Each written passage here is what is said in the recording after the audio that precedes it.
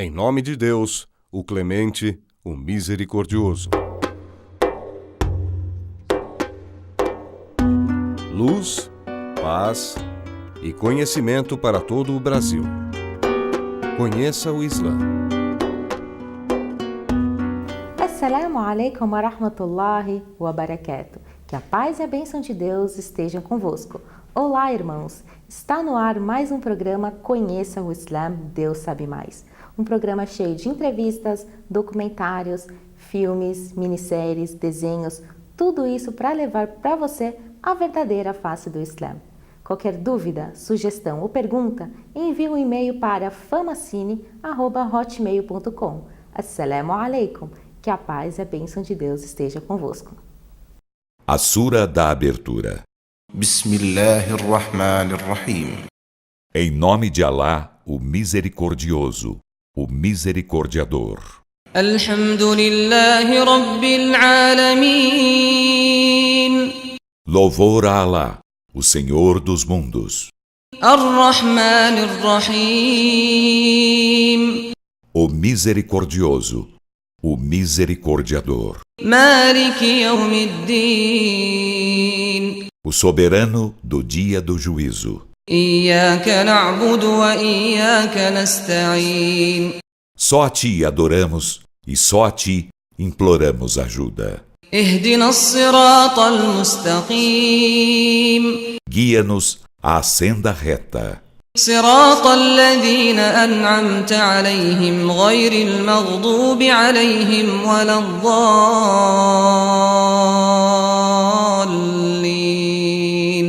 A senda dos que agraciaste, não a dos incursos em tua ira, nem a dos descaminhados. Assalamu alaikum wa rahmatullahi wa barakatuh. Que a paz e a bênção de Deus estejam convosco. A Surat al-Fatiha, a abertura, é a primeira surata do Alcorão Sagrado, segundo a sequência. Ela também é conhecida como Kitab, a mãe dos livros, porque ela dá início ao Alcorão Sagrado e às orações. Ela é uma surata maquia, ou seja, ela foi revelada em Meca e ela é constituída por 7 versículos. Abu Huraira, radiallahu anhu, narrou que o profeta Muhammad sallallahu alaihi wasallam disse: se um indivíduo levantar para realizar a oração e não mencionar a Surat al-Fatiha, a sua oração estará incompleta. E ele repetiu isso por 3 vezes. Então perguntaram a ele: e nós que ficamos atrás do imam, como ficamos? E então Abu Huraira disse: vocês digam no seu íntimo. E então perguntaram a ele: mas por quê? Então Abu Huraira relatou que ouviu o profeta Muhammad sallallahu alaihi wasallam dizer que Allah subhanahu wa ta'ala disse: qasamtu salat baini wa baina abdin nisfain, ou seja, que Allah subhanahu wa ta'ala ele dividiu entre ele e os seus servos, que somos nós, em 2 partes. E disse mais: e tudo que o meu servo pedir, eu concederei. Então essa surata é um atestado da unicidade de Allah subhanahu wa ta'ala, além de mostrar que nós muçulmanos queremos sim saber a verdade, queremos que Allah nos encaminhe a ela. Obrigada, assalamu alaikum wa rahmatullahi wa barakatuh. Que a paz e a bênção de Deus estejam convosco. Você sabia que a primeira obrigação dentro da oração, vamos citar o termo em árabe, as-salah. A primeira obrigação é takbiratul ihram. Isto, claro, depois da intenção.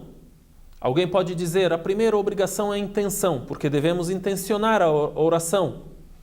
Porque o profeta Muhammad sallallahu alaihi wasallam disse: innamal a'malu binniyat wa innama likulli imri'in ma nawa.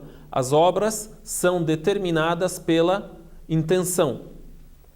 Então, eu intenciono a oração, estarei a rezar, por exemplo, Salat al-Isha, 4 rak'a, isto é no coração, não precisa ser pronunciado, memorizado, repetido em voz alta.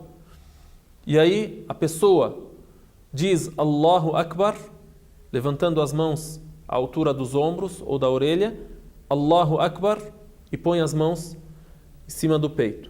Então, eu dizer Allahu Akbar é takbiratul ihram. Esta é uma obrigação. Uma segunda obrigação, por exemplo, e que é estabelecida como parte principal da oração ler Al-Fatiha, recitar Suratul Fatiha, que é Bismillahirrahmanirrahim, Alhamdulillahi Rabbil Alamin, Ar-Rahmanir-Rahim, Maliki Yawmiddin, até o fim da sura. Por exemplo, antes de iniciar com Surat al-Fatiha, há algumas recomendações, há algumas ações que são recomendáveis, não são obrigatórias.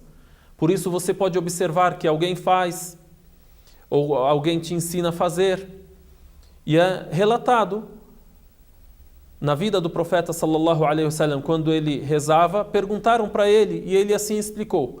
Disseram para ele: Ya Rasulallah, esta pausa que o Senhor dá depois de dizer Allahu Akbar e antes de ler Al-Fatiha, Bismillahirrahmanirrahim, Alhamdulillahi Rabbil Alamin, percebemos que tem uma pausa. O que o Senhor diz nela? Então o profeta Muhammad sallallahu alaihi wasallam disse: eu digo tal. Então, e citou uma prece de abertura. Vamos chamar prece de abertura. A prece de abertura, então, é uma recomendação. É uma recomendação, não é obrigatória. Então a pergunta, se eu não ler Surat al-Fatiha enquanto estou a rezar, a minha oração é válida? A oração é inválida se eu não ler Surat al-Fatiha em apenas uma rak'a, uma genuflexão das rak'as da oração. Agora, se eu não leio a prece de abertura, então se eu não ler a prece de abertura, a minha oração ainda será válida, porque é uma recomendação, não é uma obrigação. Outra pergunta sobre Surat al-Fatiha. Às vezes a pessoa ainda não sabe ler a sura, ainda está a aprender, ainda não tem condições de memorizar e de recitar e pronunciar. Então ele reza conforme a sua capacidade e lê aquilo que ele pode. E ele é isento enquanto está a aprender. Por exemplo, pode passar esse espaço de tempo que leva para ler Surat al-Fatiha dizendo La ilaha illallah, pronunciando um dos nomes de Deus, ou glorificando a Deus, ou lê aquilo que pode enquanto ele está a aprender. E isto ocorre com muitas pessoas. Assalamu alaikum wa rahmatullahi wa barakatuh. Que a paz e a bênção de Deus estejam convosco. E agora ficamos com a mensagem do Sheikh Abu Araújo. Assalamu alaikum wa rahmatullahi wa barakatuh. Que a paz e as bênçãos de Allah subhanahu wa ta'ala estejam com todos vocês. Caros e respeitosos irmãos e irmãs, Alhamdulillah, graças a Allah subhanahu wa ta'ala, nós estamos aqui neste lindo e maravilhoso Brasil, e para nos apresentar perante a todos, meu nome é Abu Abdu, de Moçambique. Estamos aqui no Brasil há aproximadamente 4 anos e viemos aqui somente pela graça de Allah subhanahu wa ta'ala, com o objetivo de fazer o trabalho de din de Allah subhanahu wa ta'ala neste Brasil.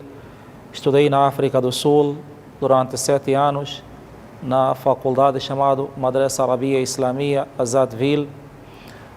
E a África do Sul é um país que hoje, alhamdulillah, tem muitas madaris, muitas escolas islâmicas, e essas escolas estão a tirar vários shuyukh, vários ulama para todo o canto do mundo. E hoje também na África do Sul nós temos escolas que estão a também preparar alunos brasileiros que estão a voltar para casa e fazer um trabalho de din aqui no Brasil. E hoje, alhamdulillah, nós estamos aqui no Brasil a trabalhar como imam e khatib da mesquita Ali bin Abi Talib, na Vila São José. E aqui no Interlagos, em cima da loja Vitória Ribeiro, nós temos a nossa escola, onde estamos a trabalhar com as crianças. Alhamdulillah, muitas delas já começaram a ler o Corão, e convidamos mais e mais pais para também trazerem os seus filhos para poderem aprender o Sagrado Corão. Aproveitando essa mensagem para todos os pais e todas as mães, que Allah subhanahu wa ta'ala deu-nos uma grande oportunidade de nós podermos fazer um trabalho sobre os nossos filhos e podermos ensinar o Islã aos nossos filhos. Caros respeitosos pais, digníssimos irmãos e irmãs, O Brasil é um país com muito potencial, com muita inteligência que Allah subhanahu wa ta'ala nos concedeu e muitos jovens com muita boa capacidade para o din de Allah subhanahu wa ta'ala, para este din de Allah, para o esforço de din de Allah subhanahu wa ta'ala. Então fica aqui nossa mensagem para os jovens brasileiros e para todos aqueles jovens que estão neste lindo e maravilhoso Brasil. Vamos usar a nossa energia, vamos usar a nossa força, vamos usar o nosso suor para poder erguer a bandeira do Islã no Brasil.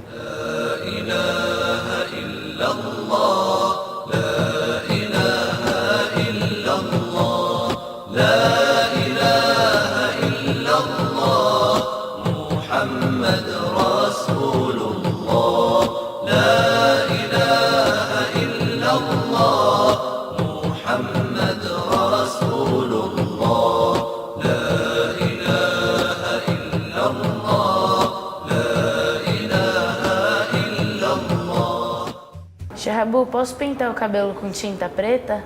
No caso de mulher, se eu não estou em erro, eu acho que vem naquele livro, Lícito e Ilícitos, ela pode sim, porque para não poder se mostrar, vamos usar a expressão bem clara, velha perante seu marido. A gente vai passar para a próxima aula agora, que é a aula de fiqh, de jurisprudência, onde a gente aprende um pouco sobre, estamos aprendendo agora um pouco sobre as águas. A gente já vimos aquela ma'i tahir, mutahhar, aquela água que é pura e pode purificar, aquela água que é pura e não pode purificar, aquela água que é pura e é detestável o seu uso, e a água que é totalmente impura. É muita coisa que Allah criou, Allah colocou prudência por detrás disso. Então, dentre elas, por exemplo, eu acho que eu já perguntei para você, Karima, da outra vez. Vamos lá, por exemplo, tem a questão de... Alguém disse, numa sala de aula, um professor disse para os seus alunos em Damasco, que um professor não muçulmano falando para aluno muçulmano: vocês dizem que a bebida é haram, mas bebida não é senão suco fermentado, é ou não? Bebida é um suco fermentado. Você pega uva, aquilo fica dias e dias e fica bebida. Nós até falamos da outra vez, não falamos? Que lá na África tem aquela árvore de coco, bem lá em cima eles tiram aquilo, o primeiro dia é suco, depois algum tempo vira vinagre, depois algum tempo vira bebida.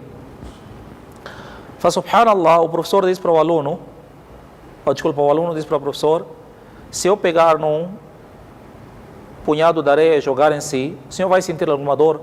Diz que não. Cimento e jogar em si, vai sentir alguma dor? Diz que não. Água e pouco de água e jogar em si, vai sentir alguma dor? Diz que não. Misturar tudo isso, água, cimento, areia, fica o quê? Um tijolo. Eu pegar esse tijolo e tacar na sua cabeça, vai doer. Da mesma forma, a bebida, como o suco no seu processo, não tem nenhum efeito. Mas quando ela chega naquele processo em que Allah tornou haram, em que Allah subhanahu wa ta'ala proibiu, tem o seu efeito negativo. É que a pessoa fica embriagada, e quando ele fica embriagado, ele perde os seus sentidos, não sabe o que está fazendo. Da mesma maneira, então, existem coisas que a gente não entende, primeiramente, qual é a razão por detrás da criação. Hoje vamos ver sobre Rabbul Alamin. Rabb, quem é?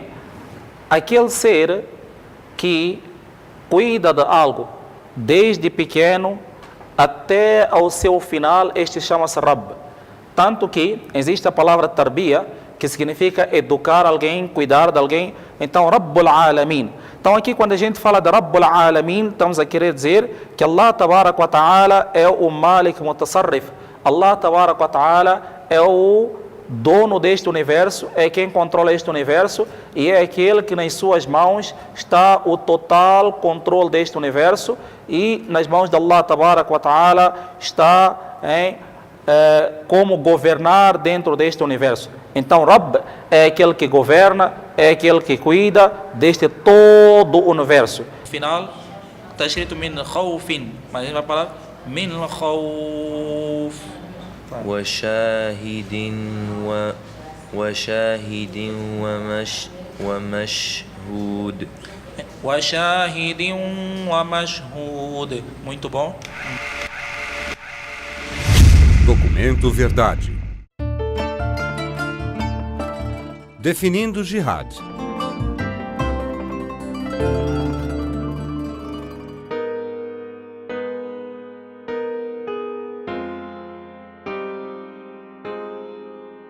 A controvérsia é que considera se é um ato de guerra ou um ato legítimo de jihad, e o que deve ser considerado um perverso ato terrorista, criou uma atmosfera de confusão que alguns usam a seu favor.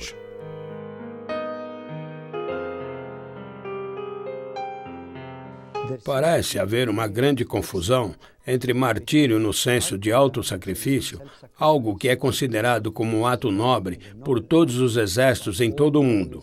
Pessoas que sacrificam suas vidas e são enaltecidas como heróis ou libertadores.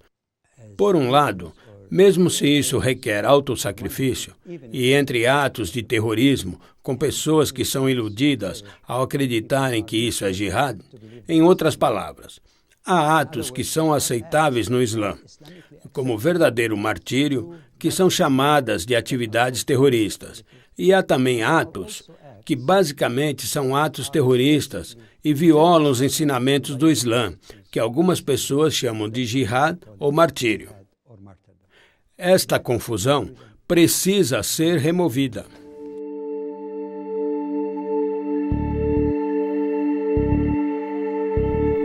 As regras da lei internacional, métodos e meios de guerra conhecida como Lei Humanitária Internacional, coloca limites bem rígidos. Você distingue entre combatentes e não combatentes. Combatentes são alvos legítimos e não combatentes não são alvos legítimos. E essas regras estão agora codificadas em um grupo de instrumentos que foram negociados e concluídos em 1949 na Convenção de Genebra. E há 4 convenções de Genebra, suplementadas por 2 protocolos em 1977. E as regras de Genebra, em grande parte, refletem o que é chamado de costume internacional, o que significa que são compulsivos a todos. O Código Islâmico de Combate. Ninguém pode ser enfrentado exceto um combatente. Entre os ensinamentos do Islã está que ninguém deve ser enfrentado exceto um combatente. E esta é uma das principais regras do Código de Combate no Islã, que é claramente mencionado em vários versos do Alcorão e os testemunhos feitos pelo profeta Muhammad, que a paz esteja com ele. O Alcorão diz: combatei pela causa de Deus aqueles que vos combatem. Porém, não pratiqueis agressão, porque Deus não estima os agressores. Dizendo, combatei aqueles que vos combatem, o verso está claramente colocando uma limitação na luta, para ser dirigida apenas contra os combatentes que levantarem armas contra os muçulmanos e iniciarem hostilidades. Violando o Código Ético Islâmico de Combate, visando não combatentes como alvos, ou lutando uma guerra injusta, a desqualifica como jihad. Matar civis no 11 de setembro não pode ser justificado no Islã. O que aconteceu no 7 de julho não pode ser justificado no Islã. Bombardear civis em Hiroshima e Nagasaki também não pode ser justificado no Islã. Civis inocentes são civis inocentes. Não temos nada chamado de dano colateral no Islã.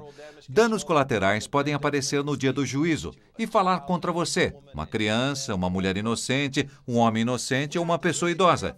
Por isso, precisamos realmente esclarecer esse ponto para as pessoas e temos que nos dirigir ativamente aos muçulmanos que carregam essas ideias também, que matar inocentes, a morte de civis inocentes, é um problema de violar um tratado, que é uma forma de hipocrisia e mentira, que são um dos maiores pecados do Islã. Então, matando uma pessoa inocente, você não está apenas trazendo para si o pecado maior de matar, você traz para si o pecado da hipocrisia, bem como a corrupção e a mentira.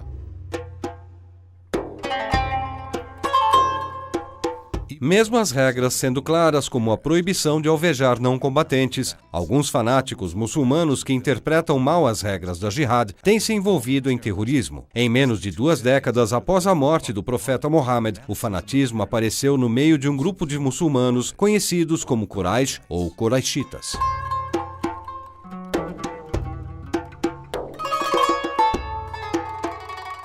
Logo após a morte do profeta, que a paz esteja com ele, um grupo chamado Khawarij surgiu e seu ponto principal era a destruição, a morte e o caos, desrespeitando qualquer injunção do Alcorão que ordenava ao povo para respeitar a santidade da alma. O profeta Muhammad, que a paz esteja com ele, previu a aparição do fanatismo entre alguns muçulmanos. Ele falou sobre as suas características. O profeta Muhammad explicou que o problema não era que as suas intenções eram corruptas, mas que seu entendimento da religião não era sadio. Ele disse: cada um de vós consideraria suas próprias preces e jejum insignificantes comparado às rezas e o jejum dos fanáticos. Eles recitam ao Corão, mas isso não irá além de suas gargantas. Eles deixarão a religião assim como uma flecha sai do outro lado da presa. Os pecados no Islã são de dois tipos: pecados maiores e pecados menores. Matar está entre os pecados maiores.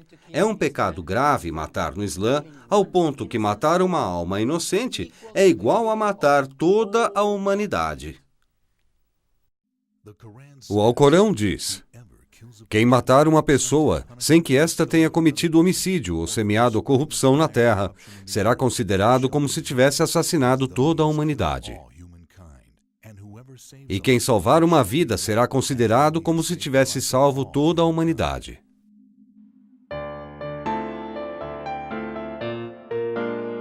O profeta Muhammad, que a paz esteja com ele, aludiu à seriedade do crime de morte quando ele disse: um crente cheio de fé permanece em liberdade em relação à sua religião, a menos que ele mate uma pessoa sem o apoio da lei. Por causa dos ensinamentos do profeta Muhammad, que matar é um pecado capital e um crime perverso e cruel, ideologias violentas como a de Khawarij nunca encontraram um bom meio de se propagar no mundo muçulmano.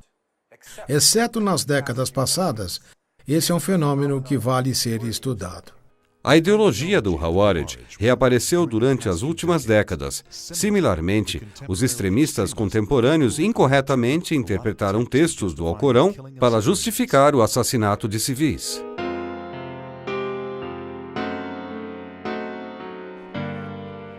O nascimento do Khawarij realmente fornece um arquétipo para os muçulmanos para comparar aqueles grupos que reclamam ou se arriscam a serem autênticos. E quando olhamos para os Khawarij, vemos alguns traços comuns. Número 1 é o autoproliferismo. Não há conceito de analogia nenhuma. Preocupação com o contexto do texto. O verso é o que é, o significado das palavras como elas são. E não há investigação mais profunda sobre as razões e objetivos atrás do texto religioso. Número 2 é um fetiche por se virarem contra o estudo da religião, desacreditando o papel dos estudiosos e a orientação dos estudiosos. Número 3 é olhar para a sociedade em geral, seja muçulmana ou não muçulmana, de uma maneira muito negativa, de uma forma apocalíptica. E é interessante que muitos desses traços são compartilhados por grupos como o Qaeda, bem como alguns novos neoconservadores da América do Norte, que, por exemplo, têm pedido a morte do presidente Obama. Alguns deles estão suplicando em igrejas pedindo por sua resignação. Esses são os tipos de coisa que os muçulmanos olham e são lembrados daquele épico devastador que encontramos ao lidar com o Khawarij. Father Soliman, um muçulmano que dedicou sua vida em educar não-muçulmanos sobre o Islã, anti-radicalizando a juventude muçulmana que tenha sido influenciada por líderes autonomeados, desafia sua ideologia. Nós temos a nossa própria lei, a lei de Deus que diz no seu livro: e se você punir, que a sua punição seja proporcional ao mal que foi feito a você. Na verdade, eles debateram comigo, dizendo: de acordo com esse verso no Alcorão, podemos matar os seus inocentes e seus civis, como mataram nossos inocentes e nossos civis, no Iraque, no Afeganistão, na Caxemira. Então eu disse: mas eles não apenas mataram nossos civis, eles também estupraram nossas mulheres na Bósnia? Se vocês pensam que os versos os autorizam a responder com a mesma forma que vocês foram prejudicados, por que não vão e estupram as mulheres? Ele disse: não, nós não fazemos isso. Eu disse: por que não?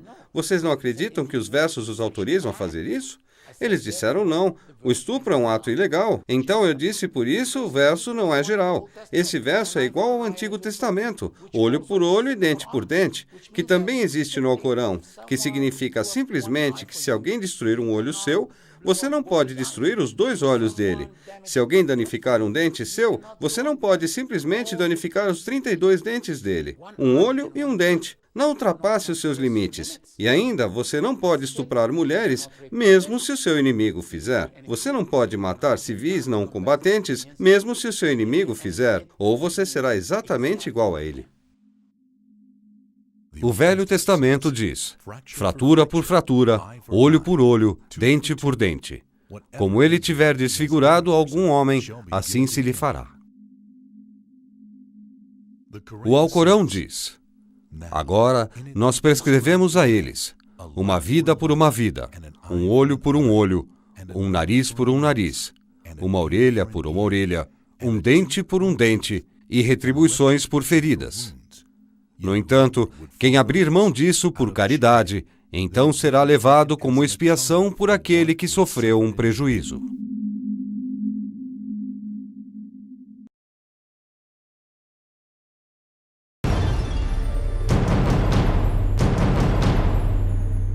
Jornada para Meca. Inspirado na jornada de Ibn Batuta. Os viajantes me alertaram que o perigo espreita em cada curva no caminho até Meca.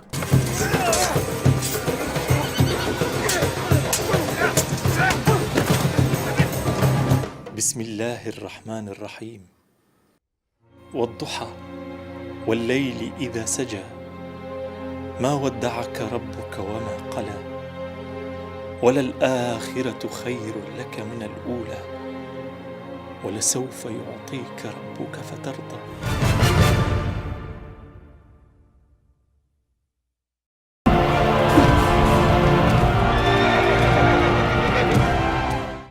Assalamu alaikum wa rahmatullahi wa barakatuh. Que a paz e a bênção de Deus estejam convosco. Chegamos ao fim de mais um programa Conheça o Islã, Deus sabe mais. Conheça uma mesquita, conheça o Alcorão e saiba que o Islã é mais que uma religião, é um sistema de vida. Assalamu alaikum wa rahmatullahi wa barakatuh. Que a paz e a bênção de Deus estejam convosco.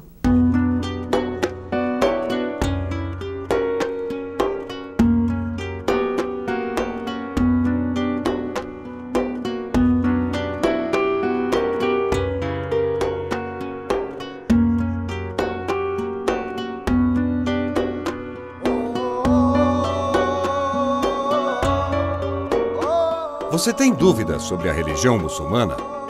Faça as suas perguntas. Serão respondidas pelos teólogos islâmicos do Brasil nos nossos programas. Mande-nos um e-mail: fib.conheçaoislam@hotmail.com.